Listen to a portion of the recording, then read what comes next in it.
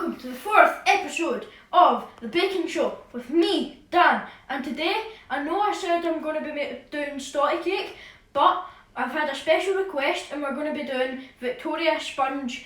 And for today, you're going to need 3 large eggs, 175 grams of softened butter, 175 grams of caster sugar, 175 grams of self-raising flour, 1.5 level teaspoons of baking powder, and 2 greased sandwich tins, and also some jam for in between the 2 cakes. Now, once you've measured out 175 grams of self-raising flour, or 6 ounces, you want to add in the 1.5 teaspoons of baking soda and just sieve that into a large mixing bowl, and then we'll go from there. Next, once you've put everything in the mixing bowl, I usually crack my eggs into a separate bowl just to make sure I don't get any shell in it. So what you want to do, just add the eggs in, and then you want to grab the mixer and mix until it's quite a nice smooth consistency. Obviously you don't want any lumps in it, so that the cake is nice and fluffy, and then with the jam inside it'll be brilliant. You should be able to tell it's ready by the pattern on top, and it should be quite smooth, so it's quite easy to mix now. You don't want to mix it too much because then it'll take the fluffiness away. You should just be able to see the pattern on top. That means it's ready, and you want to preheat the oven to 160 degrees fan.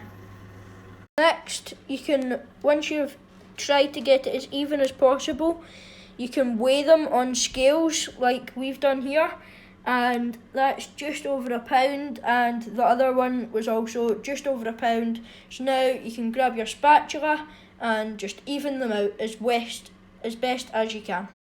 Once you've flattened it out, smoothened it out with the spatula, you want to put them in the oven for about 20 minutes. You should check it after around 20 minutes.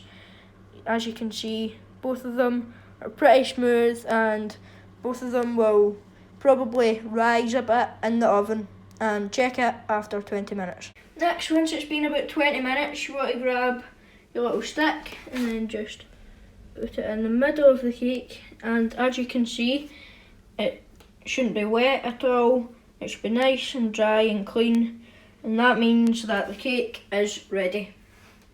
Once you've made sure they're ready, you want to leave them in the tin for a couple of minutes just to cool in the tray, and then flip them on to the cooling tray for about an hour, maybe half an hour, to cool on the cooling tray.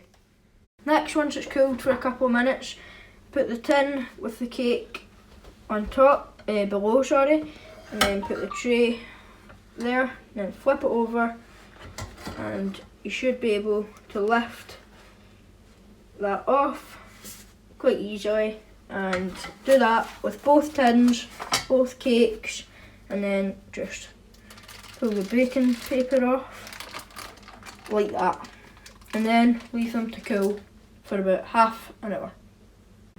Next, once the cakes have cooled fully, you can take either raspberry or strawberry jam and just take some, and then put it on the top of one of the cakes. It doesn't matter really what cake you use for the bottom, but you can use either. Just start spreading it out. You don't need a lot of jam for this, so just start spreading it out.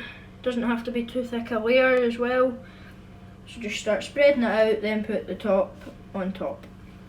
Next, once you've put the jam on and put the top cake on top, you can just take some sugar and just sprinkle some on top.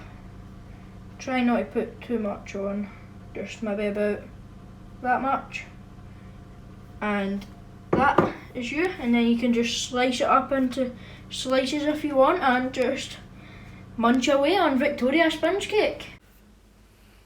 Next, you can just take a knife, you've got a cake knife, just slice down and just cut it into slices, I'm having a cup of hot chocolate with this, but you can have a cup of tea, cup of coffee, anything you want with this.